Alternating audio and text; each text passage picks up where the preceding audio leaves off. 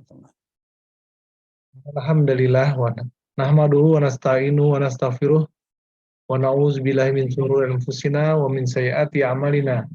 May yahdihillahu fala mudhillalah wa may yudlil fala hadiyalah. Asyhadu an la ilaha illallah wa asyhadu anna Muhammadan abduhu wa rasuluhu. Alhamdulillah wallazi arsala rasulahu bil huda wa dinil haqq liyuzhirahu ala dini kulli wa kafa billahi syahida. Alhamdulillah allazi bi ni'matihi tatimmus shalihat. Allahumma sholli wa sallim wa barik ala sayyidil mursalin wa ala alihi wa sahbihi ajma'in. Amma ba'du. Alhamdulillah, puji syukur kehadirat Allah atas segala nikmat dan karunia-Nya, wabil khusus nikmat iman dan nikmat Islam, yang tanpa kedua nikmat ini tidak akan ada artinya nikmat-nikmat yang lain. Kemudian salawat beserta salam marilah sama-sama kita sampaikan kepada junjungan kita Nabi besar Muhammad SAW beserta seluruh keluarganya dan sahabatnya, dan semoga Allah istiqomahkan kita di jalannya sampai nanti Allah pertemukan kita semua di dalam jannahnya. Amin ya Allah ya Rabbal Alamin. Alhamdulillah pada pagi ini Allah izinkan kita kembali hadir di majelis ilmu di Taman Surga bersama guru kita Ustadz Dr. Umar Makkah Hafizahullah Ta'ala. Semoga Allah terus menjaga beliau dan keluarganya sehingga terus bisa istiqomah mendampingi kita mentadaburi ilmu-ilmu agama. Amin ya Rabbal Alamin. Pada hari ini kita melanjutkan kajian kita yang terakhir 2 bulan yang lalu, di mana setiap bulannya kita mengkaji kitab Syama'il Muhammad karya Imam At-Tirmizi, yang pada hari ini membahas bab ke-40 mengenai ibadah Nabi, dan pada hari inilah bagian yang kedua, lanjutan dari pertemuan sebelumnya. Bagi jamaah yang ingin menyimak kajian-kajian sebelumnya atau ingin memurojaah kajian-kajian sebelumnya, bisa melihatnya di channel YouTube Hijratul Kafah. Baik, sebelum kita mulai, mari kita hadirkan qalb kita, hadirkan hati kita bersihkan hati kita luruskan niat kita bahwasanya hadirnya kita dalam majelis ilmu ini semata-mata ingin mendapatkan ridhonya Allah Ta'ala. Mari sama-sama kita mulai dengan membaca basmalah. Bismillahirrahmanirrahim. Rabbi zidni ilma warzuqni fahma wansurni ilman nafi'a wa mala mutaqabbala.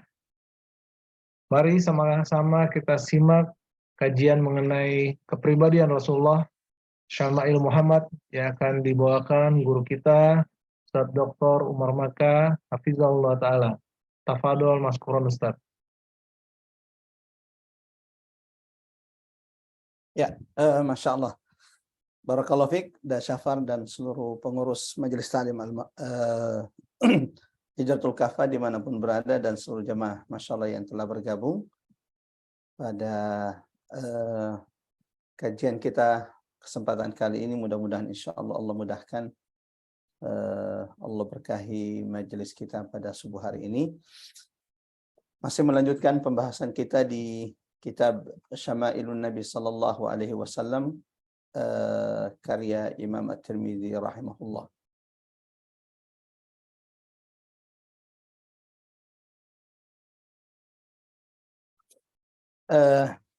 Mari luruskan niat dan kita mulai insya Allah pembahasan kita. Melanjutkan bab yang ke-40 dari kitab Asy-Syama'il karya Imam At-Tirmizi rahimahullah. Mudah-mudahan ada ilmu yang bermanfaat, ada keberkahan yang Allah karuniakan kepada setiap di antara kita. Bismillahirrahmanirrahim. Assalamualaikum warahmatullahi wabarakatuh. Alhamdulillahilladzi la ilaha illa huwal ahadus samad, lam yalid wa lam yulad wa lam yakul lahu kufuwan ahad. Asyhadu an la ilaha illallah wahdahu la syarika lah, wa asyhadu anna Muhammadan abdullahi wa rasuluhul mab'utsu rahmatan lil alamin. Allahumma salli wa sallim ala Muhammad wa ala alihi wa sahabatihi wa man tabi'ahum bi ihsanin ila yaumiddin. Amma ba'd. Allahumma irfa'na bil Qur'an, Allahumma anfa'na bil Qur'an, Allahumma 'allimna al Qur'an. Subhanak la ilma lana illa ma 'allamtana innaka antal alimul hakim. Qul inna salati wa nusuki wa mahyaya wa mamati lillahi rabbil alamin. Jamaah rahmatullah, ikhwatal iman azanallahu wa iyyakum ajmain. Alhamdulillah kita kembali dipertemukan Allah di majelis ilmu kita saat ini, mengenal lebih dekat pribadi agung baginda Nabi sallallahu alaihi wasallam. Allahu Akbar, di hari Jumat di mana kita dianjurkan memperbanyak salawat kepada Nabi sallallahu alaihi wasallam. Allahumma salli wa sallim ala Muhammad wa ala ali Muhammad. Kita melanjutkan pembahasan kita pada kitab Syama'ilun Nabi sallallahu alaihi wasallam, di mana kita sudah sampai di bab ke-40, dan ini adalah bagian kedua dari bab ke-40, yaitu bab tentang ibadah baginda Nabi sallallahu alaihi wasallam. Itu berarti jamaah yang dirahmati Allah, tersisa sekitar 15 bab insyaallah dari kitab Syama'ilun Nabi karya Imam At-Tirmidzi rahimahullah yang akan kita bahas. Mudah-mudahan ini semakin mengenalkan kita dengan Nabi sallallahu alaihi wasallam, dan semoga dengannya Allah semakin menumbuhkan kecintaan kita kepada Rasulullah sallallahu alaihi wasallam. La yu'minu ahadukum, tidak akan sempurna iman setiap di antara kita sampai kita mencintai baginda Nabi sallallahu alaihi wasallam melebihi kecintaan kita kepada orang tua kita, melebihi kecintaan kita kepada anak-anak kita, bahkan melebihi kecintaan kita kepada diri kita sendiri. Dan itu bukanlah perkara mudah, illa kecuali Allah yang menumbuhkan kecintaan dalam dada kita kepada baginda Nabi sallallahu alaihi wasallam. Ada beberapa amalan, kata ulama, yang akan menumbuhkan kecintaan setiap muslim kepada baginda Nabi sallallahu alaihi wasallam. Di antara amalan tersebut adalah mengkaji sirah dan syama'il baginda Nabi sallallahu alaihi wasallam, yang membuat seorang muslim akan semakin mengenal perjalanan hidup Nabi Muhammad sallallahu alaihi wasallam, termasuk segala sesuatu yang berkaitan dengan Nabi sallallahu alaihi wasallam. Amalan kedua, memperbanyak salawat kepada baginda Nabi sallallahu alaihi wasallam. Allahumma salli wa sallim ala Muhammad wa ala ali Muhammad. Amalan ketiga di antara sebab, kata ulama, yang menumbuhkan kecintaan kita kepada baginda Nabi sallallahu alaihi wasallam adalah menghidupkan sunnah-sunnah baginda Nabi sallallahu alaihi wasallam dalam hidup kita. Allahu Akbar. Mudah-mudahan dalam hidup kita dihiasi atau ada sunnah-sunnah Rasul sallallahu alaihi wasallam yang istiqomah kita amalkan. Yang keempat, jemaah rahmatullah, di antara amalan kata ulama yang dengannya insyaallah akan menumbuhkan kecintaan kita kepada baginda Nabi sallallahu alaihi wasallam adalah berziarah ke Madinah Rasulullah sallallahu alaihi wasallam, berziarah ke Masjid An-Nabawi, ke Masjid Rasul sallallahu alaihi wasallam, berziarah ke kuburan Nabi sallallahu alaihi wasallam. Dan insyaallah mohon doakan besok pagi insyaallah perjalanan menuju ke kota Nabi sallallahu alaihi wasallam. Mudah-mudahan setiap di antara kita dimudahkan Allah senantiasa berziarah ke Baitullah, termasuk ziarah ke kota, ke masjid dan ke kuburan baginda Nabi Muhammad sallallahu alaihi wasallam. Terlebih kalau masya Allah membahas syama'ilnya itu di Madinah, di mana bumi tempat di mana Rasul sallallahu alaihi wasallam keteladanannya dilihat langsung oleh sahabat-sahabat Rasulullah sallallahu alaihi wasallam. Jemaah rahmatullah, ikhwatal iman azanallahu wa iyyakum ajmain, sebagaimana kita berharap dengan kecintaan kita kepada Nabi sallallahu alaihi wasallam, Allah merahmati kita semuanya. Surga, tempat maqam kita di akhirat, akan didekatkan dengan surga baginda Nabi sallallahu alaihi wasallam. Allahumma amin. Allahumma amin ya rabbal alamin. Seorang sahabat pernah datang kepada Nabi, lalu kemudian sahabat ini berkata, "Ya Rasulullah, mata sa'ah? Kapan terjadi kiamat?" Nabi sallallahu alaihi wasallam ketika ditanya kapan terjadi kiamat, maka beliau balik bertanya kepada sahabat tersebut, "Wa madza a'datta laha?" Wahai sahabatku, apa yang sudah engkau siapkan untuk hari kiamat? Sahabat ini ketika ditanya oleh Nabi, apa yang engkau sudah siapkan untuk kiamat? Lalu berkata, "Ya Rasulullah, aku belum punya bekal yang cukup. Aku belum punya bekal yang banyak, illa kecuali innani uhibbullaha wa rasulah. Aku sungguh telah cinta kepada Allah dan Rasulnya." Maka Nabi berkata kepadanya, "Anta ma'a man ahbat. Wahai sahabatku, engkau nanti di akhirat akan bersama siapa yang engkau cintai. Allahu Akbar. Mudah-mudahan kita pun seperti sahabat ini. Dengan kecintaan kita kepada Nabi Sallallahu Alaihi Wasallam, Allah dekatkan kita dengan surga Rasulullah. Yang menjadi pertanyaan, sudahkah kita mencintai Rasulullah? Sudahkah kita mencintai Nabi seperti yang diinginkan Allah dan Rasulnya? Mudah-mudahan insya Allah apa yang kita lakukan pada pagi hari ini, Jumat pertama di bulan Agustus ini, menjadi sebab Allah semakin menumbuhkan kecintaan kepada dalam diri kita kepada baginda Nabi Sallallahu Alaihi Wasallam. Bab ke-40 dari kitab Syama'ilun Nabi Sallallahu Alaihi Wasallam, jamaah yang dirahmati Allah, ini menjelaskan tentang maja'a fi ibadati Rasulullah, menggambarkan tentang ibadah Rasulullah Sallallahu Alaihi Wasallam. Sebelum bab ini ada bab tentang bagaimana cara bicara Rasulullah, bagaimana pembicaraan Rasulullah di malam hari. Ini sudah bab ke-40, artinya sudah 40 bab, Masya Allah, dari kitab ini sudah kita bahas. Termasuk bab pertama, bab tentang fisik baginda Nabi Sallallahu Alaihi Wasallam, yang mudah-mudahan masih ada gambarannya dalam diri kita, sehingga suatu saat ketika Allah rezekikan, Allah karuniakan kita bermimpi bertemu dengan Nabi. Allahu Akbar. Mudah-mudahan Allah rezekikan sebelum kita diwafatkan, setidaknya dalam mimpi kita bertemu dengan baginda Nabi Sallallahu Alaihi Wasallam. Allahumma amin. Bab tentang ibadah ini, maja' fi ibadati Rasulullah, tidak membahas, sebagaimana sudah kita sebutkan, tidak membahas tentang semua bentuk ibadah Nabi Sallallahu Alaihi Wasallam. Bab ini lebih fokus kepada tentang bagaimana salatnya Rasulullah Sallallahu Alaihi Wasallam, terkhusus bagaimana gambaran panjangnya salat malam tahajud baginda Nabi Sallallahu Alaihi Wasallam.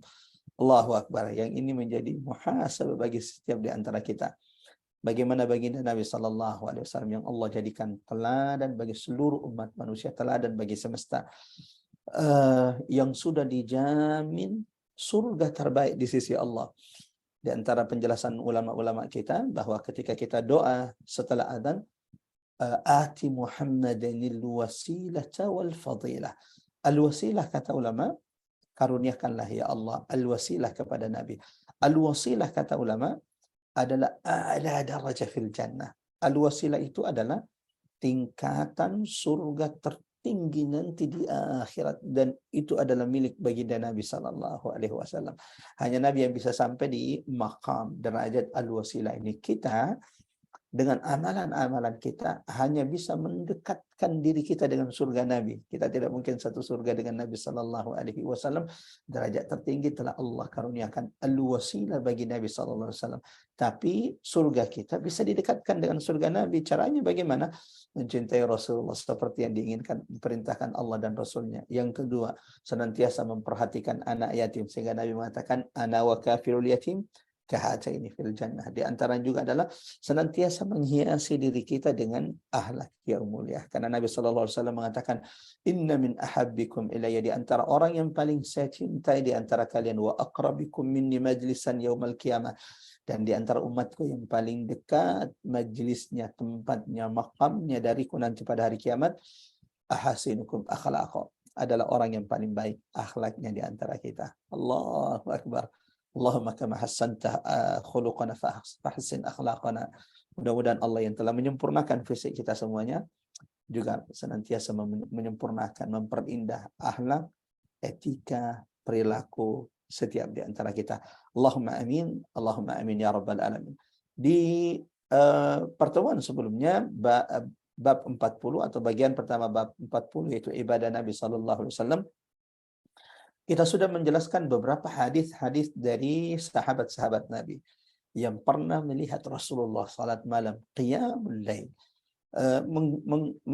menggambarkan kepada kita gambaran salat malam Nabi Sallallahu Alaihi Wasallam. Ada Ibunda Aisyah radhiyallahu anha yang menceritakan, jangan tanya bagaimana panjangnya salat malam Nabi Sallallahu Alaihi Wasallam. Ibunda Aisyah yang mendapati Rasulullah Sallallahu Alaihi Wasallam, suami tercinta, ketika bangun tengah malam mendapati Rasulullah sedang qiyamul lail hatta intafakhat, sampai bengkak kedua kaki Nabi Sallallahu Alaihi Wasallam karena qiyamul lail. Ini saja sudah memberikan gambaran bagaimana beratnya qiyamul lail Nabi, sampai Kedua kaki Nabi itu bengkak karena panjangnya salat malamnya. Sampai Ibunda Aisyah meneteskan air mata dan berkata, "Ya Rasulullah, atatakallaf? Apakah engkau akan menyiksa dirimu seperti ini? Waqad ghafarallahu laka ma taqaddama min dzambik." Sementara Allah sudah mengampunkan dosa-dosamu yang telah lalu dan akan datang. Lalu Nabi menjawab perkataan Ibunda Aisyah, "Fala akuna abdan syakura." Tidakkah pantas, wahai istriku, aku menjadi hamba yang bersyukur? Allahu Akbar. Ada hadis Abu Hurairah radhiyallahu anhu yang juga menjelaskan bagaimana qiyamul lail Nabi sallallahu alaihi wasallam, serta sahabat Nabi Abdullah ibnu Abbas radhiyallahu anhuma yang juga sudah kita baca, sudah kita jelaskan. Ketika sahabat Nabi Abdullah ibnu Abbas yang merupakan sepupu Nabi sallallahu alaihi wasallam, tidak di antara sahabat min a'lamis sahabati bil Quran, di antara sahabat yang paling dalam pemahamannya tentang Quran. Dan itu tidak heran karena ada doa, ada keberkahan doa baginda Nabi sallallahu alaihi wasallam untuk sahabat Abdullah ibnu Abbas radhiyallahu anhuma yang suatu saat menginap di rumah Nabi. Allahu Akbar. Jadi ada momen di mana sahabat Nabi Abdullah ibnu Abbas itu menginap di rumah Rasulullah. Di rumah siapa dari istri-istri Nabi?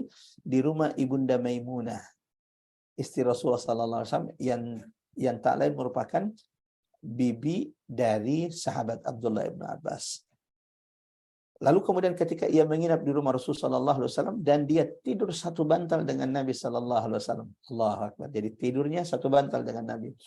Dan ini adalah momen kebanggaan bagi siapapun sahabat Nabi. Allahu Akbar. Tidak ada sahabat Nabi yang punya momen-momen khusus dengan Nabi kecuali itu akan diriwayatkan, dikisahkan, dibanggakan. Terlalu banyak riwayat tentang itu, jemaah yang dirahmati Allah. Ada sahabat Nabi yang pernah dirangkul oleh Nabi, itu diceritakan kebanggaannya dirangkul oleh Nabi. Abdullah ibnu Umar yang berkata, meriwayatkan, akhadha Rasulullah bimankibi. Nabi itu pernah merangkulku. Siapa yang tidak bangga dirangkul oleh Nabi sallallahu alaihi wasallam. Lalu kemudian Abdullah ibnu Umar mengatakan, faqala li. Nabi ketika merangkulku, menasihatiku berkata, ya Abdullah, kun fid dunya ka'annaka gharib aw abiru sabil. Jadilah di dunia ini seperti orang yang asing. Kenapa? Ketika engkau menjadi orang asing di satu tempat, engkau tidak akan ingin berlama-lama di tempat tersebut. Seperti itu dunia, kata Nabi. Jadilah engkau orang asing di dunia ini sehingga engkau tidak ingin tinggal selama-lamanya di dunia yang penuh ujian ini, di dunia yang fana ini, di dunia yang tidak punya nilai di hadapan akhirat Allah. Akan tetapi inilah dunia, mata'ul ghurur. Ia kesenangan, ia perhiasan yang sementara namun banyak menipu di antara manusia. Mudah-mudahan kita tidak termasuk di antaranya. Ada sahabat Nabi yang pernah dibonceng oleh Nabi, dinaikkan di atas onta, di belakang Nabi, satu tunggangan dengan Nabi sallallahu alaihi wasallam. Bahkan ada ulama, masya Allah, itu hanya mengumpulkan riwayat-riwayat tentang siapa saja sahabat-sahabat yang pernah dibonceng oleh baginda Nabi sallallahu alaihi wasallam. Nah, Abdullah ibnu Abbas, salah satu kebahagiaannya, salah satu momen yang beliau banggakan jemaah rahmatan Allah Subhanahu wa taala adalah momen di mana dia pernah tidur bersama Nabi sallallahu alaihi wasallam. Di mana Abdullah ibnu Abbas pernah menginap di rumah Rasulullah, lalu tidur satu bantal dengan Nabi sallallahu alaihi wasallam. Lalu ia mendapati Rasulullah di pertengahan malam atau lewat sedikit atau sebelumnya sedikit bangun. Lalu salat, dan Abdullah ibnu Abbas pun salat di belakangnya sampai beliau mengatakan, terbesit sesuatu yang buruk dalam hatiku. Apa itu? Karena panjangnya salat Nabi, terbesit dalam hatinya dia duduk. Sementara Nabi sallallahu alaihi wasallam masih melanjutkan salat-salatnya. Allahu Akbar. Allahu Akbar. Itu baru sebagian tentang gambaran salat malam Nabi sallallahu alaihi wasallam. Subuh ini kita akan, atau ba'da salat subuh hari Jumat ini, Sayyidul Ayyam, hari terbaik, di mana ada waktu yang mustajab. Tidaklah seorang mukmin, seorang hamba berdoa di waktu mustajab ini kecuali doa-doanya akan diijabah oleh Allah. Kita akan lanjutkan hadis tentang ibadah Nabi, dan ini lebih fokus kepada salat malamnya baginda Nabi sallallahu alaihi wasallam, yang semoga Allah senantiasa karuniakan kepada kita semuanya. Jemaah rahmat Allah, sebelum kita diwafatkan, Allah istiqomahkan kita menjaga salat-salat malam kita. Amin ya rabbal alamin. Hadis berikutnya di bab ini dari sahabat Nabi Zaid ibn Khalid al-Juhani radhiyallahu an yang berkata, la armuqanna salatan nabi fatawassattu atabatahu au fustatahu fa shalla Rasulullah sallallahu alaihi wasallam rak'ataini khafifataini. Dari sahabat Zaid ibn Khalid al-Juhani yang berkata, aku akan mengawasi bagaimana salatnya Nabi. Aku akan mencari tahu bagaimana bentuk salat malamnya Nabi. Fatawassattu atabahu, maka aku mulai mengawasi tendanya Rasulullah sallallahu alaihi wasallam. Dari hadis ini berarti, atau dari lafaz hadis ini berarti, jamaah rahmat Allah, kejadian ini bukanlah ketika Nabi di rumahnya atau di Madinah. Karena seandainya ini di rumah Nabi, maka tidak boleh bagi seorang sahabat mengawasi Nabi sementara Nabi ada di hujrahnya, ada di kamar ibunda-ibunda Ummul Mukminin. Karena di situ ada istri Nabi sallallahu alaihi wasallam. Nah, kejadian ini di mana seorang sahabat Zaid ibn Khalid al-Juhani ingin mengetahui bagaimana bentuk, bagaimana gambaran salat Nabi sallallahu alaihi wasallam di malam hari. Ini kejadiannya ketika safar. Wallahu alam kejadiannya kapan, akan tetapi fatawassattu atabatahu, maka aku mengawasi kemahnya, menunjukkan bahwa ini bukan di rumah Nabi, bukan di hujurat asy-syarifah, kamar istri-istri Rasulullah SAW, tapi ini dalam keadaan safar, sehingga Nabi tidak sedang dibersamai oleh ummahatul mukminin, ibunda atau istri baginda Nabi sallallahu alaihi wasallam. Dan ini menunjukkan jamaah rahmatullah bahwa sahabat Nabi itu, Allahu Akbar, punya semangat yang sangat tinggi ingin mengetahui setiap sesuatu tentang Nabi, termasuk atau khususnya tentang ibadah Rasulullah SAW. Sampai sahabat ini bangun di tengah malam lalu mengawasi tenda Nabi SAW, hanya ingin tahu seperti apa salat malamnya Rasulullah SAW.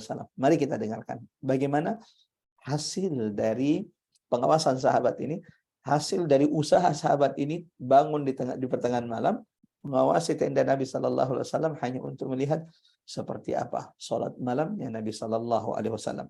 Kata sahabat Zaid ibn Khalid al-Juhani, fa shalla Rasulullah rak'ataini khafifataini.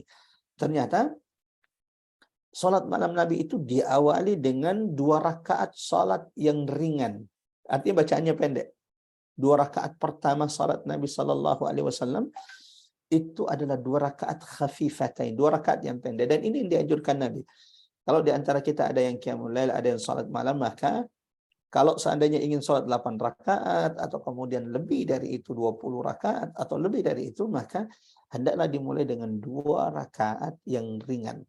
2 rakaat yang ringan. Jadi ini salah satu tips, salah satu cara Nabi sallallahu alaihi wasallam menikmati salat malamnya, yaitu apa? 2 rakaat pertama yang dilakukan Nabi itu khafifataini, adalah 2 rakaat yang ringan, 2 rakaat yang pendek bacaannya. Lalu kemudian kata Zaid ibn Khalid al-Juhani, thumma shalla rak'ataini tawilataini tawilataini tawilataini. Lalu kemudian dilanjutkan oleh Nabi sallallahu alaihi wasallam 2 rakaat yang panjang sekali. Allahu akbar. Allahu akbar. Kalau tadi di riwayat sebelumnya Abdullah bin Abbas sampai mengatakan terbesit sesuatu dalam dirinya, ditanya apa itu? Saya duduk, Nabi lanjut qiyamul lail karena panjangnya salat Nabi sallallahu alaihi wasallam. Nanti ada riwayat juga kita akan dengar dari sahabat Nabi Hudzaifah bin Yaman. Apa bacaan Nabi ketika qiyamul lail? Nanti akan kita baca. Lalu Nabi sallallahu alaihi wasallam setelah 2 rakaat yang ringan, 2 rakaat tawilataini tawilataini tawilataini. Di sini di lafazan disebutkan 3 kali panjang, menunjukkan panjangnya bacaan 2 rakaat kedua yang dilakukan oleh Nabi sallallahu alaihi wasallam. Tsumma shalla rak'ataini wa huma duna allataini qablahuma. Lalu kemudian Nabi menambah 2 rakaat berikutnya. Berarti ini 2 rakaat berikutnya yang ketiga. 2 rakaat berikutnya yang lebih pendek dari 2 rakaat sebelumnya. Jadi setelah 2 rakaat pendek, 2 rakaat panjang bacaannya, lalu kemudian 2 rakaat berikutnya yang ketiga ini mulai pendek, lebih pendek dari 2 rakaat sebelumnya. Tsumma shalla rak'ataini wa huma duna allataini qablahuma. Lalu kemudian Nabi sallallahu alaihi wasallam salat 2 rakaat lebih pendek dari sebelumnya. Tsumma shalla rak'ataini wa huma duna allataini qablahuma. Lalu kemudian Nabi sallallahu alaihi wasallam salat 2 rakaat lebih pendek lagi dari sebelumnya. Tsumma shalla rak'ataini wa huma duna allataini qablahuma. Lalu kemudian Nabi SAW sholat 2 rakaat, ya, lebih pendek dari sebelumnya. Thumma awtara fadzalika 13 rakaatan. Lalu setelah itu barulah Nabi witir 1 rakaat, maka jumlah semuanya adalah 13 rakaatan, 13 rakaat salat malam Nabi sallallahu alaihi wasallam. Sampai di sini ikhwatul iman azanallahu wa iyyakum ajmain. Dari hadis yang barusan kita bacakan Zaid ibn Khalid al-Juhani ada beberapa faedah yang bisa kita petik. Semangat sahabat-sahabat Rasulullah untuk mengetahui ibadahnya Nabi sallallahu alaihi wasallam. Mudah-mudahan semangat itu juga Allah karuniakan kepada kita, mengenal lebih dekat, meneladani Rasulullah sallallahu alaihi wasallam. Sahabat tidaklah mencari tahu tentang ibadah Nabi. Sahabat itu tidak bangun tengah malam untuk hanya mengawasi salatnya Nabi, hanya untuk sekedar tahu. Lah, yang ada adalah setelah mereka tahu, mereka ingin mengikuti apa yang mereka ketahui dari baginda Nabi sallallahu alaihi wasallam. Yang kedua, jemaah rahmatullah, jumlah rakaat. Hadis ini juga menjelaskan kepada kita di antara jumlah rakaat salat malamnya Nabi sallallahu alaihi wasallam, dan ini tidak ada tanaqud, tidak ada ta'arud antara satu riwayat dengan riwayat yang lain. Yang kadang menyebutkan bahwa salat malamnya Nabi itu 9 rakaat, ada yang mengatakan, Ibunda Aisyah mengatakan 11 rakaat, tidak melebihkan dari 11 rakaat, la fil hadari wala fis safar, baik itu kemudian dalam keadaan mukim atau Nabi sedang safar. Ini tidak ada ta'arud, karena di antara penjelasan ulama-ulama kita, Ibunda Aisyah mengatakan 11 rakaat. Di hadis ini yang barusan kita bacakan 13 rakaat, tidak termasuk 11 rakaat yang dimaksud Ibunda Aisyah, tidak termasuk 2 rakaat yang ringan yang tadi sudah kita jelaskan dari hadis Zaid ibn Khalid al-Juhani radhiyallahu an. Faedah ketiga, jemaah rahmatullah Allah, ikhwatal iman azanallahu wa iyyakum ajmain, ternyata tata cara salat malamnya Nabi diawali dengan 2 rakaat yang ringan. Lalu kemudian 2 rakaat yang amat sangat panjang, yang panjang sekali. Lalu kemudian setelah itu jadi ringan, panjang, ringan, ringan, ringan, ringan. Seperti itu salat Nabi sallallahu alaihi wasallam, atau salat malamnya, qiyamul lailnya Rasulullah sallallahu alaihi wasallam. Kita lanjut hadis berikutnya, ikhwatal iman azanallahu wa iyyakum ajmain. Hadis yang ke 270 di kitab Syama'ilun Nabi, sebagaimana hadis yang ke 270 ini juga diriwayatkan oleh Imam Al-Bukhari dalam sahihnya, sebagaimana juga ini diriwayatkan oleh Imam Muslim dalam sahihnya dari Ibunda Aisyah radhiyallahu anha, istri Nabi sallallahu alaihi wasallam. Allahu akbar. Wanita mulia, salah satu dari 11 wanita mulia yang dipilih oleh Allah Subhanahu wa taala, berada di samping Rasulullah sallallahu alaihi wasallam. Allahu akbar. Bahkan Rasulullah sallallahu alaihi wasallam sebelum menikahi Ibunda Aisyah radhiyallahu anha, Rasulullah sudah dimimpikan Allah tentang Ibunda Aisyah radhiyallahu anha. Allahu akbar. Dan ini kemuliaan bagi Ibunda Aisyah, terlebih bahwa Rasulullah sallallahu alaihi wasallam wafat di pangkuan Ibunda Aisyah. Bahkan Rasulullah sallallahu alaihi wasallam wafat di hari Ibunda Aisyah. Rasulullah sallallahu alaihi wasallam wafat di rumah Ibunda Aisyah. Maka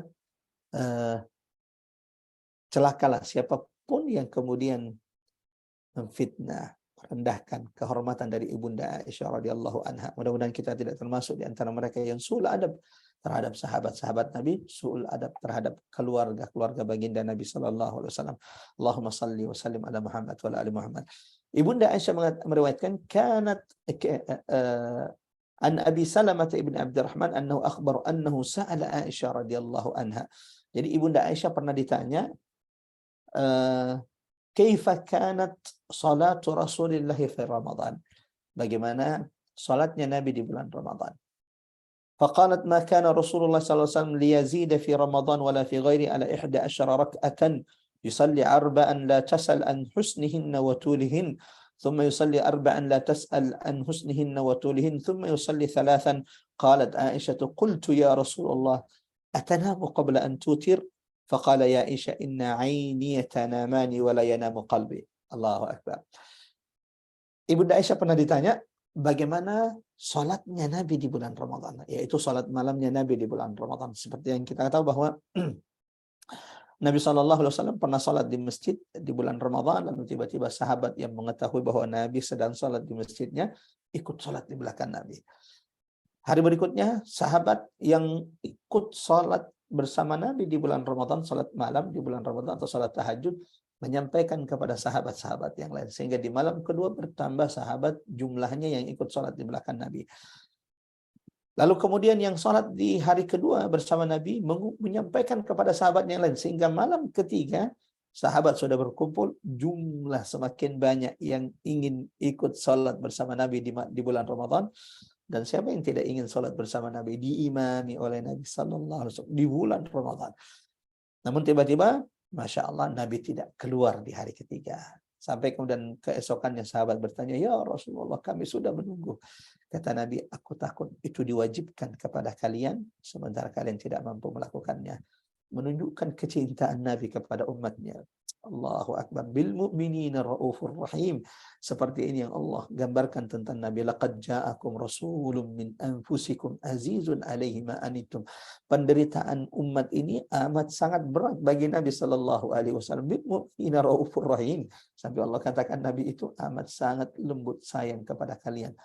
Sampai detik-detik menjelang wafatnya Nabi, yang diingat adalah umatnya. Ummati, ummati, ummati. Sementara kita yang senantiasa diingat Nabi terkadang lupa untuk bersalawat kepada Nabi. Allahumma salli wa sallim ala Muhammad wa ala ali Muhammad. Nah, Ibunda Aisyah lalu menjawab pertanyaan tabi'in tersebut tentang bagaimana gambaran salat malamnya Nabi sallallahu alaihi wasallam. Ibunda Aisyah berkata, Nabi tidak pernah melebihkan. Nabi tidak pernah melebihkan salat jumlah rakaat salat malamnya di bulan Ramadan wala fi ghairihi, dan juga tidak di luar Ramadan melebihi 11 rakaat. Nabi tidak pernah melebihkan dari itu.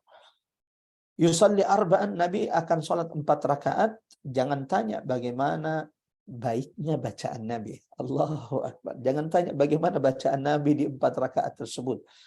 Nabi itu Masya Allah, kalau baca ayat yang di dalamnya ada rahmat, maka Nabi akan meminta rahmat. Kalau di dalamnya ada azab, maka Nabi SAW meminta perlindungan dari azab. Sampai bahkan Nabi SAW disebutkan dalam satu riwayat, ketika salat malam lalu membaca satu ayat dalam Quran, diulang-ulangi Nabi SAW sambil berderai air mata, karena mentadabburi, memahami ayat yang sedang dibaca oleh baginda Nabi Sallallahu Alaihi Wasallam. Jadi salatnya Nabi, kata Bunda Aisyah, di Ramadan dan di luar Ramadan tidak pernah lebih dari 11 rakaat. Jangan tanya bagaimana indahnya bacaan Nabi di 11 rakaat, di 4 rakaat itu. Dan jangan tanya bagaimana panjangnya salat Nabi Sallallahu Alaihi Wasallam. Lalu kemudian Nabi sholat 4 rakaat kedua, jangan tanya kembali bagaimana baiknya, indahnya, bagusnya bacaan Nabi di 4 rakaat tersebut. Dan jangan tanya bagaimana panjangnya sholat Nabi Sallallahu Alaihi Wasallam. Gimana panjangnya Ustaz? Riwayat Ibunda Aisyah mengatakan saking panjangnya sholat Nabi itu sampai bengkak kaki Nabi Sallallahu Alaihi Wasallam. Yang itu tidak pernah kita lakukan jamaah terakhir kita belum pernah bengkak kaki kita karena panjangnya sholat malam kita. Allahu Akbar. Lalu kemudian Nabi salat 3 rakaat. Faqultu, qalat Aisyah, Ibunda Aisyah berkata, aku berkata kepada Rasulullah, ya Rasulullah, atanamu qabla an tutir. Apakah engkau tidur sebelum witir? Faqala ya Aisyah, maka Nabi berkata, wahai Aisyah, inna ainiya tanaman. Kedua mata saya ini tertutup. Inna ainiya tanaman, kedua mata saya ini tertidur. Wala yanamu qalbi, akan tetapi hatiku tidak pernah tidur. Allahu Akbar. Hadis ini kembali memberikan kita banyak faedah, di antaranya jamaah rahmatullah, ikhwatal iman azanallahu ayyakum ajmain. Tak hanya sahabat, tabi'in. Ini adalah generasi terbaik. Allahu Akbar. Nabi mengatakan khairul qurun, sebaik-baik qarn, sebaik-baik generasi adalah qarni, yaitu sahabat yang hidup di kemudian mereka yang hidup setelah sahabat, yaitu para tabi'in. Kemudian tabi'ut tabi'in. Ini adalah 3 generasi terbaik yang semestinya kita semuanya meneladani generasi terbaik dari umat Nabi Muhammad sallallahu alaihi wasallam, yang Nabi sallallahu alaihi wasallam memberikan rekomendasi, telah memberikan tazkiyah, telah menyanjung memuji 3 generasi terbaik ini. Nah, kalau tadi di hadis sebelumnya, jamaah rahmatullah, bagaimana seorang sahabat Zaid ibn Khalid al-Juhani sampai mengawasi tenda Nabi Shallallahu Alaihi Wasallam, memperhatikan tenda Nabi hanya ingin tahu seperti apa sholat malam Nabi Shallallahu Alaihi Wasallam. Ternyata semangat ilmu, semangat ingin mencari tahu tentang baginda Nabi Shallallahu Alaihi Wasallam tak hanya dimiliki oleh para sahabat, tapi juga tabi'in yang hidup setelah mereka. Allahu Akbar. Lihat bagaimana kemudian datang seorang tabi'in kepada Ibunda Aisyah radhiyallahu anha hanya untuk menanyakan seperti apa salat malamnya Nabi sallallahu alaihi wasallam di bulan Ramadan. Lalu dijawab oleh Ibunda Aisyah bahwa salat malamnya itu tidak pernah lebih dari 11 rakaat, baik itu Ramadan atau kemudian di luar bulan Ramadan. Ini yang pertama, dari dulu. Ternyata generasi terbaik itu adalah mereka yang memiliki semangat yang tinggi untuk mengetahui tentang Nabi sallallahu alaihi wasallam. Mari muhasabah diri kita. Saya sedang menasihati diri saya. Sudahkah kita jamaah rahmat Allah juga memiliki semangat ingin mengenal, mengetahui baginda Nabi sallallahu alaihi wasallam lebih banyak? Allahu Akbar. Saya ingin mengingatkan, menasihati seluruh jamaah rahmat Allah, dan ini permohonan. Kalau bisa beli terjemahan kitab Syama'ilun Nabi sallallahu alaihi wasallam. Alhamdulillah kitabnya sudah banyak terjemahannya, dan terjemahan-terjemahan kitab ini bisa dibeli secara online. Dan harganya juga insya Allah amat sangat terjangkau. Tidak sebanding dengan apa yang kita dapatkan dari kitab ini tentang Nabi Sallallahu Alaihi Wasallam. Yang kata ulama min afdhalil kutub, di antara buku terbaik bagi siapapun yang ingin memandang Nabi Sallallahu Alaihi Wasallam seakan-akan ada Nabi di depan matamu. Ka'annaka taran Nabi amama ainak. 56 bab dari kitab ini, masya Allah, from A to Z, dari A sampai Z, menjelaskan detail tentang Nabi Sallallahu Alaihi Wasallam, sehingga penting untuk kemudian kita miliki terjemahan buku ini dan dibaca, mengenal lebih dekat Nabi. Mengingat ini kalau 1 bulan 1 bab, 1 pertemuan, masya Allah, sisa 15 bab, kira 16 bab kurang lebih. Waktu yang cukup panjang jamaah rahmatullah, berarti 16 bulan itu kalau tidak ada udzur di setiap bulannya. Sehingga silahkan dibeli kitab Syama'ilun Nabi terjemahannya. Kalau yang ingin PDF-nya, saya bisa kirim hari ini PDF-nya. Tapi kalau belum bisa bahasa Arab, maka sebaiknya dibeli terjemahan dari kitab Syama'ilun Nabi sallallahu alaihi wasallam. Yang kedua, jamaah rahmatullah, faedah kedua yang bisa kita petik dari hadis ini, jumlah rakaat salat malam yang sering dilakukan Nabi sallallahu alaihi wasallam. Seperti yang disampaikan Ibunda Aisyah bahwa Nabi itu tidaklah salat di bulan Ramadan atau di luar bulan Ramadan melebihi dari 11 rakaat. Nah, pertanyaannya, bagaimana tadi dengan 13 rakaat salat Nabi sallallahu alaihi wasallam? Maka ulama menggabungkan 2 hadis ini atau riwayat-riwayat yang ada ini, al-jam'u bainar riwayat, bahwa ini tidak ada pertentangan di antaranya. 13 rakaat yang dilihat oleh sahabat termasuk 2 rakaat yang ringan. 11 rakaat yang disebutkan oleh Ibunda Aisyah radhiyallahu anha tidak masuk di dalamnya 2 rakaat yang ringan yang Nabi memulai qiyamul lailnya dengannya. Wallahu a'lam bissawab. Yang ketiga, faedah ketiga jamaah rahmatullah, jumlah rakaat, bukan jumlah rakaat ya. Tata cara salat malamnya Nabi sallallahu alaihi wasallam. Dan ini kalau kita perhatikan di Indonesia, di beberapa masjid-masjid Muhammadiyah ini mengamalkan hadis ini. Formasi tarwihnya, formasi qiyamul lailnya. Kalau yang paling masyhur itu kan 2, 2, 2, 2, 2, 3, atau setelah itu, atau yang saudara-saudara kita yang juga mengamalkan sunnah dari sahabat baginda Nabi Umar ibn Khattab radhiyallahu anha, radhiyallahu an, 23 rakaat, 2, 2, 2, 2, 2. Nah, kalau kita lihat di masjid-masjid Muhammadiyah itu biasanya 4, 4, 3. Formasinya itu 4 rakaat sekali salam, 4 rakaat sekali salam, lalu kemudian witir 3 rakaat. Dalilnya adalah ternyata hadis yang diriwayatkan oleh Ibunda Aisyah radhiyallahu anha. Jadi masya Allah, masing-masing juga memiliki landasannya, dalilnya, hadisnya, riwayat dari Nabi sallallahu alaihi wasallam. Nah, 4-4-3 ini kata Ibunda Aisyah, jangan tanya bagaimana panjangnya bacaan baginda Nabi sallallahu alaihi wasallam di 4 rakaat. 4 rakaat 2 kali ini dari salat malam Nabi sallallahu alaihi wasallam. Faedah terakhir, jamaah rahmatullah. Ini yang membedakan kita dengan Nabi sallallahu alaihi wasallam. Ini yang membedakan kita dengan baginda Rasul sallallahu alaihi wasallam. kita kalau tidur, sudah tidur mata kita, tidak sadarkan diri juga, pikir kita juga sudah tidak bisa, sudah tidak tahu, tidak sadar. Sehingga kalau ada orang yang melakukan kesalahan, maksudnya kalau ada orang mengucapkan kata-kata yang tidak pantas ketika tidur, itu tidak ditulis oleh malaikat karena tidak dia ucapkan dalam keadaan tidak sadarkan diri. Nah, Nabi tidak seperti manusia lainnya. Sallallahu alaihi wasallam. Nabi itu inna 'ainayya tanaman, kata Nabi. Ya, mata saya tertutup, mata saya tertidur, wala yanamu qalbi, akan tetapi hati baginda Nabi itu terus hidup, bertasbih, berzikir, istighfar, ingat kepada Tuhannya. Dan itu yang membedakan kita dengan Nabi. Kalau kita tidur, ya sudah tidur semua. Hati kita juga udah terlelap juga. Tidak seperti Nabi Sallallahu Alaihi Wasallam. Maka Nabi Sallallahu Alaihi Wasallam, Allahu Akbar, habis Qiyamul Lail itu seperti yang sudah kita jelaskan di pertemuan sebelumnya. Habis Qiyamul Lail, Nabi tidur. Nabi tidur lagi sampai menjelang subuh. Bahkan ketika Nabi punya hajat dengan istrinya, maka beliau akan mendatangi istri-istri beliau setelah beliau melakukan qiyamul lail dari pertengahan malam sampai sebelum fajar, di mana Nabi akan istirahat tidur. Tapi setelah itu, masya Allah, jangan tanya, kata Ibunda Aisyah di riwayat lain, ketika kemudian azan, komandan azan, tiba-tiba Nabi langsung terbangun cepat. Nah, rahasianya adalah ini.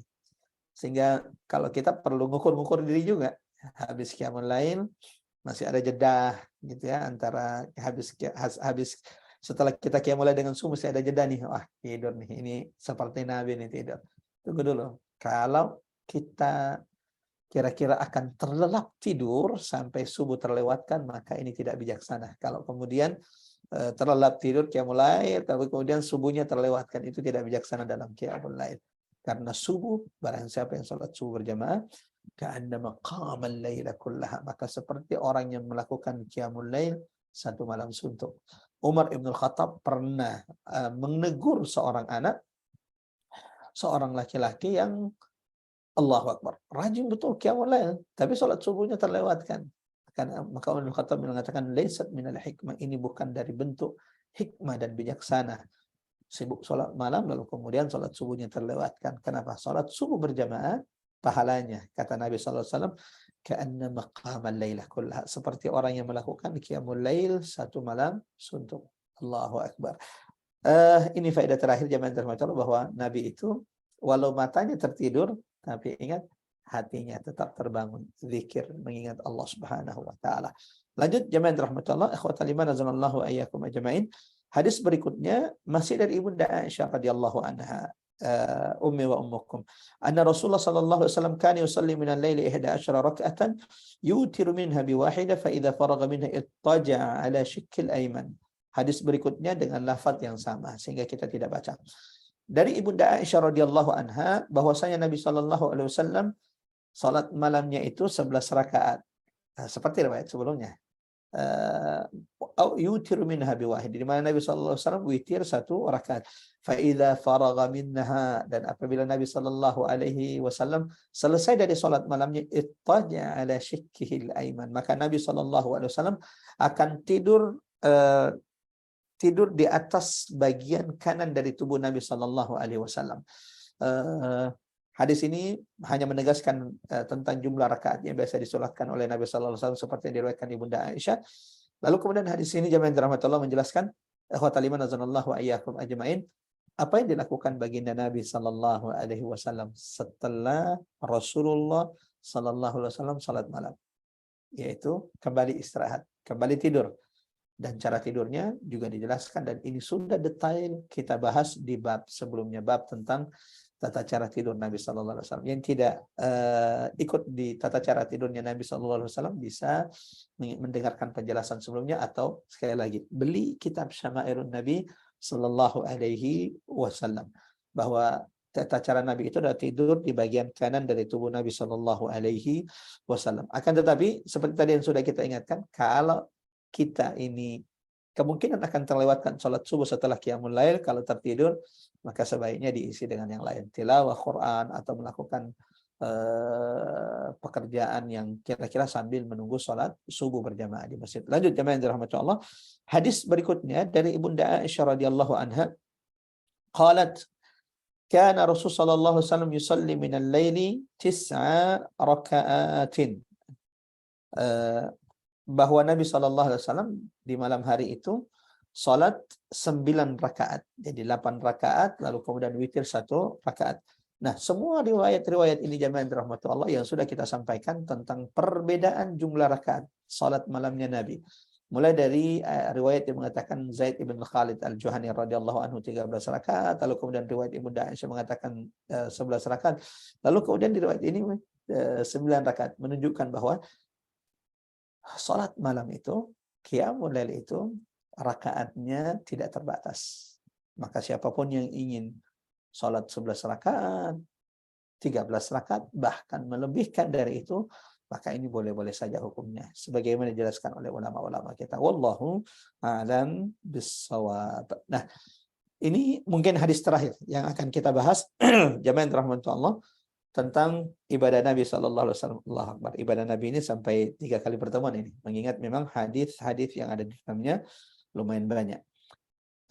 Terakhir jamaah yang dirahmati Allah, di pertemuan kita hari ini, pertemuan kedua, bagian kedua dari pembahasan kitab Syama'il bab ke-40 tentang ibadah Nabi sallallahu alaihi wasallam.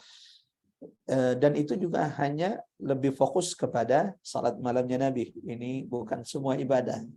Belum mencakup puasanya Nabi, belum mencakup bagaimana hajinya Nabi, belum mencakup jihadnya Nabi sallallahu alaihi wasallam. Allahu Akbar.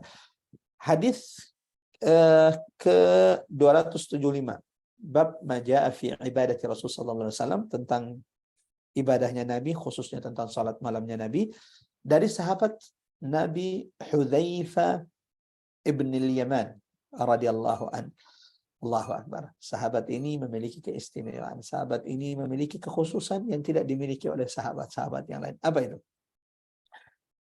Ada sahabat yang dijuluki sahibu atau katimu sirrin Nabi sallallahu alaihi wasallam. Ada sahabat yang dijuluki pemegang rahasianya Nabi sallallahu alaihi wasallam. Jadi rahasia Nabi itu dipegang oleh sahabat ini dan dibawa mati oleh sahabat ini. Itu namanya pemegang rahasia. Kalau kita ini kan dikasih rahasia, bocor, rata-rata bocor rahasia orang ini. Sahabat Nabi Hudzaifah ibn al-Yaman membawa mati rahasia itu. Di antara bait syair dijelaskan oleh para penyair tentang sir atau rahasia. Rahasia itu kalau sudah dikeluarkan dari 2 bibir, maka dia akan menyebar. Jadi dia bukan rahasia lagi. Nah, Hudzaifah ibn al-Yaman ini dijuluki katimus sirrin Nabi. Kenapa dijuluki katimus sirrin Nabi? Pemegang rahasia Nabi. Bahkan rahasia itu dibawa mati oleh sahabat ini sebagai bentuk amanahnya kepada Nabi sallallahu alaihi wasallam. Di antara sebabnya karena beliaulah yang mengetahui nama-nama orang-orang munafik yang hanya diketahui oleh Nabi dan sahabat ini. Jadi list orang-orang yang fix dia itu adalah munafik, yang pura-pura memperlihatkan keislaman, namanya, data-data mereka itu ada sama Nabi. Dan Nabi itu sudah menyampaikan kepada Hudzaifah ibn al-Yaman. Inilah yang membuat sahabat Rasulullah yang lain, Umar ibn al-Khattab radhiyallahu an, khusus mendatangi sahabat ini, Hudzaifah ibn al-Yaman, hanya untuk menanyakan tentang dirinya. Ada tidak diri saya ada enggak nama saya dalam list nama-nama orang-orang munafik yang disampaikan Nabi kepadamu. Menunjukkan bagaimana sahabat selevel Umar ibn al-Khattab radhiyallahu an takut kalau ia masih termasuk orang-orang munafik. Padahal jangan tanya bagaimana amalnya Umar ibn al-Khattab, jangan tanya bagaimana qiyamul lailnya Umar ibn al-Khattab, sampai disebutkan ciri fisik Umar ibn al-Khattab itu di bawah matanya khattani aswadan, ada 2 garis hitam dari bekas derayan air mata Umar ibn al-Khattab di malam-malamnya. Allahu Akbar. Jangan tanya bagaimana jihadnya Umar ibn al-Khattab, jangan tanya bagaimana kecintaannya Umar ibn al-Khattab kepada Nabi sallallahu alaihi wasallam. Allahu Akbar. Bahkan Nabi mengatakan, "Lau kana min ba'di rasul lakana Umar rasul." Nabi, "Lau kana min ba'di nabiy lakana Umar nabiy." Seandainya setelah saya itu masih ada nabi, maka Umar adalah nabi setelah saya. Lakinnani khatamun nabiyyin. Tetapi aku adalah penutup risalah para nabi dan tak ada lagi nabi setelah Muhammad sallallahu alaihi wasallam. Itu pun jamaah masih takut digolongkan dari orang munafik. Aina nahnu, di mana kita semuanya? Allahu Akbar. Mudah-mudahan kita bisa meneladani para salaf, sahabat-sahabat Nabi, baginda Nabi, sahabat-sahabatnya dan para tabi'in dan tabi'ut tabi'in. Ya, kita lanjut. Hudzaifah bin Yaman, beliau yang tahu siapa nama-nama orang-orang munafik. Karena itu rahasia yang disampaikan Nabi kepadanya. Umar bin Khattab sampai datang hanya untuk menanyakan, adakah nama saya di antara nama-nama orang munafik? Ditolak. Sampai kemudian dia agak ngegas, adakah nama saya, wahai Hudzaifah bin Yaman? Lalu dijawab, tidak ada ya Amirul Mukminin, dan saya tidak akan menjawab setelah ini siapapun yang bertanya. Sampai di sini apa kata Hudzaifah bin Yaman? Annahu shalla ma'an nabi minal lail. Allahu Akbar. Sahabat ini sendiri yang punya pengalaman salat malam. Suatu malam dengan Nabi. Syaraf, kebanggaan. Siapa yang tidak bangga salat malam dengan Nabi? Jangankan dengan Nabi. Kita ke Mekah, terus tiba-tiba Masya Allah, di Mekah itu kita qiyamul lailnya tiba-tiba yang imami Sudais. Oh itu bahagianya itu, Masya Allah, bisa nemu salah satu maghrib selama 5 hari di Mekah itu bisa nemu sekali Syekh Sudais, itu menjadi kebanggaan. Lalu bagaimana kalau kemudian itu dengan Nabi Sallallahu Alaihi Wasallam? Qala falamma dakhala fi shalah, maka kemudian ketika Nabi Sallallahu Alaihi Wasallam memulai salatnya, beliau membaca Allahu Akbar dzul malakuti wal jabaruti wal kibriyai wal azamah. Allah Maha Agung, pemilik kerajaan-kerajaan, kekuasaan, kebesaran dan keagungan. Allahu Akbar. Ini adalah bacaan doa iftitah terpendek. Allahu Akbar dzul malakuti wal jabaruti wal kibriyai wal azamah. Dan ini adalah salah satu dari doa iftitah sebelum bacaan Al-Fatihah yang banyak dibaca oleh Nabi Sallallahu Alaihi Wasallam. Selain yang sering kita dengar, Allahumma ba'id baini wa baina khataayaya. Masya Allah. Bagi teman-teman yang memang hari ini masih hari aktif, kalau sudah ada hajat, tafadhal. Mudah-mudahan pahala majelis ilmu sudah disempurnakan oleh Allah Subhanahu wa taala, khususnya teman-teman yang di Makassar yang memang saat ini sudah jam kantor ini. Takutnya juga telat datang ke sekolah. Barakallahu fikum. Dan mudah-mudahan insyaallah singkat ini sudah memberikan kita tambahan ilmu tentang baginda Nabi sallallahu alaihi wasallam. Thumma qara'a bil Baqarah, thumma qara'a bil Baqarah. Jadi setelah baca doa iftitah lalu kemudian Nabi membaca surah Al-Fatihah, maka Nabi kemudian membaca surah Al-Baqarah. Jadi Nabi membaca surah Al-Baqarah. Thumma raka'a ruku'an nahwa min qiyam. Kemudian Nabi ruku' yang kira-kira bacaan ruku'nya itu hampir sama panjangnya dengan qiyamnya, berdirinya Nabi sallallahu alaihi wasallam. Allahu Akbar. Jadi bacaan Nabi adalah surah Al-Baqarah, selesai itu. Berarti kurang lebih 2 juz setengah. Lalu kemudian Nabi SAW ruku'nya hampir sama panjang dengan berdirinya. Allahu Akbar. Wa kana yaqul subhana rabbiyal azim. Dan ketika ruku' Nabi akan membaca subhana rabbiyal azim. Subhana rabbiyal azim. Thumma rafa'a ra'sahu fa kana qiyamuhu nahwan min ruku'ihi. Lalu kemudian Nabi berdiri dari ruku'nya dan berdirinya itu kurang lebih panjangnya sama dengan ruku'nya. Allahu Akbar. Wa kana yaqulu rabbiyal hamd thumma sajada. Lalu kemudian ketika Nabi berdiri dari rukuknya, beliau mengatakan Rabbiyal hamd, segala puji hanya milik Tuhanku, Rabbiyal hamd. Lalu kemudian Nabi sujudnya juga panjangnya mirip dengan berdirinya Nabi sallallahu alaihi wasallam, dan bacaannya adalah subhana rabbiyal a'la, subhana rabbiyal a'la. Kemudian Nabi mengangkat kepalanya, fakana ma baina sajadataini nahwan min as-sujud, di mana antara kedua sujud ini juga panjangnya hampir mirip dengan sujud. Wa kana yaqulu, dan Nabi membaca Rabbi ghafirli, Rabbi ghafirli, bacaannya adalah Rabbi ghafirli di antara dua sujud, Rabbi ghafirli, hatta qara'a al-Baqarah wa ala Imran wan Nisa wal Maidah awil An'am, syu'batul ladzi syakka fil Maidah wal An'am. Jemaah yang dirahmati Allah, sampai Nabi setelah itu melanjutkan salatnya membaca Al-Imran, An-Nisa, Al-Maidah, Al-An'am. Allahu Akbar. Gimana tuh panjangnya salat Nabi? Al-Baqarah kelar dalam satu salat malamnya, lalu Imran, An-Nisa, Al-Maidah, Al-An'am. Allah, ini kurang lebih 7 juz salat malamnya Nabi sallallahu alaihi wasallam. Allahu Akbar. Mudah-mudahan singkat ini jemaah yang dirahmati Allah sudah menambahkan pengetahuan kita tentang Nabi sallallahu alaihi wasallam, khususnya tentang ibadahnya Nabi SAW, dan akan kita lanjut insyaallah di pertemuan berikutnya masih tentang ibadah Nabi SAW, lalu kemudian bab tentang salat duha Nabi SAW, lalu kemudian bagaimana salat-salat sunnahnya Nabi di rumah, lalu kemudian puasa Nabi, dan seterusnya, di mana bab atau kitab ini ditutup dengan kitab Syama'il ini ditutup dengan bab yang ke-56, bab tentang bermimpi bertemu dengan Rasulullah sallallahu alaihi wasallam dalam tidur. Mudah-mudahan Allah karuniakan kita nikmat tersebut. Al-Fakir sampai saat ini salah satu nikmat karunia yang belum Allah ijabah adalah bermimpi bertemu dengan Rasulullah sallallahu alaihi wasallam dalam tidur. Mudah-mudahan Allah karuniakan sebelum Allah wafatkan kita semuanya. Allahumma amin. Allahumma amin ya rabbal alamin. Kita tutup dulu dengan doa kafaratul majlis. Dan sebelum doa kafaratul majlis, sama-sama kita baca surah Al-Asr. Sahabat Nabi kalau berkumpul, kalau bertemu, mereka tidak akan berpisah sampai satu sama lainnya saling berwasiat membacakan surah Al-Asr. Bismillahirrahmanirrahim. Dan saya mengajak seluruh jamaah yang masih bergabung dan minta kepada host untuk memberikan buka mikrofon dan sama-sama kita baca surah ini. Bismillahirrahmanirrahim. Wal asr innal insana lafi khusr illa alladziina aamanu wa 'amilus shalihaat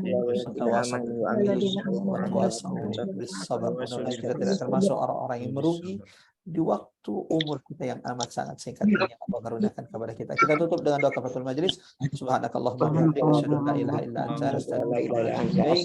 Sallallahu ala Muhammad wa ala ali Muhammad walhamdulillahi rabbil alamin.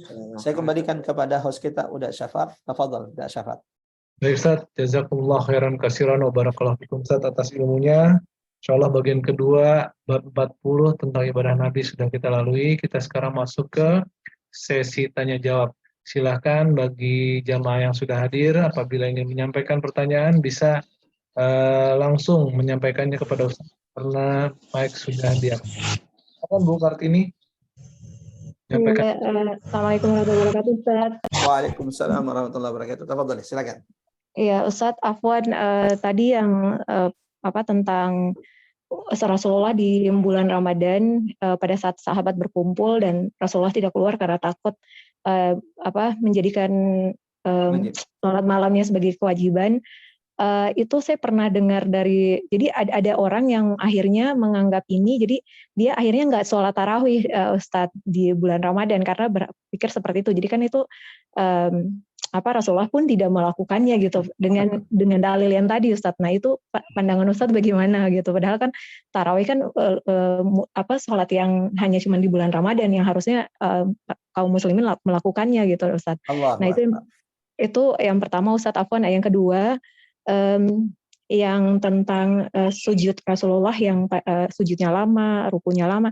Nah, saya sebagai orang yang tidak bisa bahasa Arab, Ustaz, apakah bisa kalau misalkan setelah kita baca, misalkan pada saat sujud, setelah kita baca Subhana rabbiyal wa bihamdihi itu kita berdoa, tapi berdoanya dalam hati karena saya nggak bisa bahasa Arab, jadi saya pakai bahasa Indonesia, tapi dalam hati di saat sujud itu. Setelah itu apakah boleh Ustaz atau bagaimana? Jazakallahu khairan Ustaz. Barakallahu fiik atas pertanyaannya, mudah-mudahan menjadi faedah bagi setiap di antara kita yang mendengarkannya. Ada dua pertanyaan. Yang pertama, bagaimana dengan orang yang tidak mau sholat tarawih karena Nabi tidak melakukan itu? Nabi kan sampai 3 kali doang dan tidak sampai 3 kali. Malam ketika Nabi tidak datang karena takut itu akan diwajibkan Allah kepada umatnya dan umatnya akan susah untuk kemudian melakukan apa yang diwajibkan itu. Jamaah rahmatullah ikhwatal iman azanullah wa iyyakum ajmain. Pentingnya untuk kemudian bijaksana menyikapi satu permasalahan. Pentingnya untuk kemudian tidak hanya mengambil ilmu dari satu sumber, tapi juga kemudian mengumpulkan sumber sebanyak-banyaknya agar apa yang kita dapatkan ini lebih menyeluruh. Nabi SAW sendiri yang mengatakan, alaikum bisunnati, hendaklah kalian berpegang dengan sunnahku. Satu, wa sunnatil khulafa'ir rasyidin, sebagaimana peganglah kalian wahai umatku sunnah khulafa'ur rasyidin. Betul, di zaman Nabi itu nggak ada nggak ada tarwi atau qiyamul lail yang dilakukan berjamaah, tidak ada. Karena Nabi sahabat itu masing-masing, akhirnya Nabi sendiri dan masing-masing. Nah, jangan sampai sudah tidak qiyamul lail sudah tidak tarwi berjamaah di masjid, tapi juga dia tidak qiyamul lail. Nah, mudah-mudahan yang mengambil pendapat ini tetap qiyamul lail, sehingga itu masya Allah tetap mendapatkan pahala. Jangan sampai kemudian tidak tarawih tapi juga tidak qiyamul lail. Walaupun sahabat di zaman Nabi itu tidak sholat berjamaah, tidak tarawih bareng-bareng, Tapi masing-masing semuanya mengejar rahmat Allah dengan menghidupkan malam-malam Ramadan dengan qiyamul lail. Bukan berarti tidak ada, tidak ada. Ada tapi sudah tidak berjamaah karena Nabi tidak menginginkan itu akan menjadi kewajiban bagi umatnya kalau Nabi ada di tengah-tengah mereka, salat berjamaah di tengah-tengah mereka. Sampai kemudian itu berlanjut di zaman Abu Bakar As-Siddiq, sahabat itu masing-masing salatnya di masjid, ada yang di depan, ada yang di belakang, ada yang 3 orang salatnya terpencar seperti itu di masjid Nabi. Sampai kemudian datang Umar bin Khattab radhiyallahu an setelah wafatnya baginda Nabi, wafatnya Abu Bakar As-Siddiq radhiyallahu an. Lalu kemudian sahabat Umar bin Khattab melihat ini kok enggak ada persatuan, ini syiar Ramadan, bulan Ramadan enggak ada persatuan dari sahabat-sahabat Nabi, masing-masing salat sendiri-sendiri. Maka Umar bin Khattab jama'ahum, mengumpulkan mereka. Jadi dikumpulkan dalam satu masjid, dikumpulkan satu masjid, lalu kemudian di satu waktu diimami oleh satu sahabat Nabi yang terbaik Qur'annya, lalu kemudian mereka sholat bersama di bulan Ramadan, dan tak satu pun sahabat Nabi yang masih hidup yang menentang Umar bin Khattab, tak satu pun sahabat Nabi yang klaim, yang kemudian ini mengkritik Umar bin Khattab atas apa yang dilakukannya Umar bin Khattab. Bahkan sahabat kemudian bergembira dengan ijtihad dengan apa yang dilakukan Umar bin Khattab. Tapi kan itu bukan sunnah Nabi. Ini adalah perkataan yang salah. Kalau ada yang mengatakan itu bukan sunnah, bahkan ini bagian dari sunnah Nabi. Kenapa? Nabi yang menyuruh kita. Bukankah Nabi yang tadi yang mengatakan, alaikum bisunnati, ambillah sunnahku, wa sunnatil khulafa'ir rasyidin, dan sunnah, ambil pula sunnah yang dilakukan khalifah-khalifah rasyidin setelah saya. Kenapa? Mereka itu diberi petunjuk oleh Allah Subhanahu wa taala. Maka yang tarwi itu mengikuti sunnah Nabi, yang dianjurkan Nabi, yang dicontohkan oleh sahabat Umar bin Khattab radhiyallahu an, karena Nabi yang nyuruh kita untuk mengikuti khulafa ar-rasyidin Abu Bakar, Umar, Utsman, Ali radhiyallahu anhum ajma'in. Jadi salah kalau ada yang mengatakan taruh itu bukan sunnah. Itu berarti tidak memahami riwayat hadis yang ada secara menyeluruh. Itu juga bagian dari sunnah Nabi yang dianjurkan Nabi, karena ini adalah sunnah khulafaur rasyidin, dan Nabi yang menyuruh kita untuk mengikuti khulafaur rasyidin. Jadi kalau tidak mau mengikuti khulafaur rasyidin, itu tidak taat kepada Nabi sallallahu alaihi wasallam. Dan tidak mungkin Umar ibn Khattab yang hidup bersama Nabi, makan bersama Nabi, minum bersama Nabi, keluar masuk bersama Nabi sallallahu alaihi wasallam melakukan sesuatu yang kemudian jauh dari apa yang dicontohkan oleh baginda Nabi sallallahu alaihi wasallam. Umar bin Khattab di antara sahabat yang Allah berikan pemahaman dengan Islam ini melebihi beberapa sahabat-sahabat yang lain. Sehingga kemudian jamaah yang dirahmati Allah, melakukan tarawih itu adalah bagian dari sunnah Nabi sallallahu alaihi wasallam, atau menegakkan tarawih di bulan Ramadan bagian dari sunnah Nabi sallallahu alaihi wasallam. Kalaupun tetap tidak ingin melakukan tarawih, ya mudah-mudahan tetap qiyamul lail. Jangan sampai sudah tidak tarawih, kritik, tapi kemudian tidak qiyamul lail. La haula wala quwata illa billahil aliyyil azim. Pertanyaan kedua jemaah yang dirahmati Allah, Nabi sallallahu alaihi wasallam rukuknya hampir sama dengan berdirinya. Allahu akbar. Tapi ingat, ini salat sendiri. Ini salat sendiri karena pernah terjadi ada yang rukuknya panjang sekali, sujudnya panjang sekali, tapi itu di sholat berjamaah. Dan akhirnya jadi saya pernah mendengarkan di satu tempat, di satu pesantren, tiba-tiba ada imam panjang betul, kemudian sujudnya panjang betul, di mana jamaah tidak terbiasa dengan itu. Akhirnya kemudian setelah sholat ribut ramai. Maka ini pentingnya kebijaksanaan seorang imam. Sholat yang dipanjangkan rukuknya, sujudnya, berdirinya, itu adalah ketika sholat sendiri-sendiri. Adapun ketika sholat berjamaah, maka Nabi SAW pernah menegur sahabatnya Mu'adz ibn Jabal radhiyallahu an yang memanjangkan bacaan sholatnya sampai saking panjangnya, ada salah seorang di antara jamaah sahabat Nabi juga yang membatalkan sholatnya karena memikirkan untanya, jangan-jangan untanya itu kabur yang diikatnya. Sampai kemudian Rasulullah menasihati sahabat Mu'adz bin Jabal, afattanun anta ya Mu'adz, apakah engkau ingin membuat fitnah? Nah, bagaimana kalau kita ingin memanjangkan sujud dalam salat-salat kita sendiri, tapi bacaannya kita ya subhana rabbil a'la, subhana rabbil a'la, subhana rabbil a'la. Dan mungkin kita tidak hafal doa-doa yang diajarkan Nabi dalam bentuk bahasa Arabnya karena baru mulai ini belajar. Apakah boleh kemudian berdoa dalam hati tanpa menyebutkan itu di lisan? Boleh berdoa dalam hati, tapi tidak melafazkannya. Apapun yang engkau inginkan, silahkan minta di waktu sujud. Aqrabu ma yakunul 'abdu bi rabbih, karena waktu tempat seorang hamba itu amat sangat dekat dengan Tuhannya adalah waktu sujud. Allahu akbar. Mudah-mudahan seperti itu jawaban singkatnya. Wallahu a'lam bishawab. Saya kembalikan kepada host kita, Uda Syafar. Tafadhal, silakan Uda Syafar. Baik Ustaz, jazakallah khair Ustaz. Silakan apabila ingin menyampaikan pertanyaan bisa langsung disampaikan kepada Ustaz atau melalui chat room, insya Allah akan kami bacakan.